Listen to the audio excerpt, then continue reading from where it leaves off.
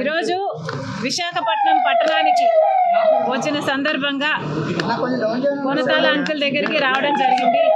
Konathala uncle అయినా, Raghuveera Reddy uncle అయినా, పిల్లి సుభాష్ చంద్రబోస్ గారైనా, ఉండవల్లి అయినా, వీళ్ళంతా పరాయి వాళ్ళు కాదు. They are all my family. Because నాన్నతో వీళ్ళకున్న అనుబంధం అలాంటిది. నా కుటుంబం దగ్గరికి నేను వచ్చాను. రాజకీయంగా ఏది ఎటైనా కూడా పర్సనల్గా they are my family. Uncle is my family. గజం కేవలం 500 రూపాయలతో 1210 గజాల భూమి కేవలం 6 లక్షలు మాత్రమే.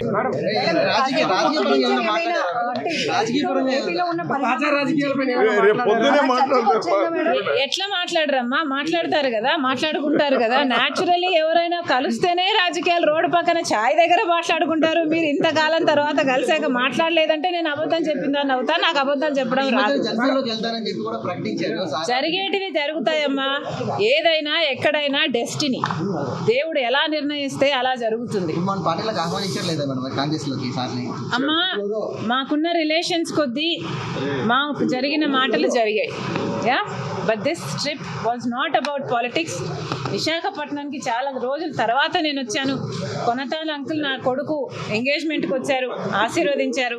కనుక నా బాధ్యత కొనతాల అంకుల్ దగ్గరికి రావడం, థ్యాంక్ యూ చెప్పడం. This was just totally personal and I come to my family. Thank you guys.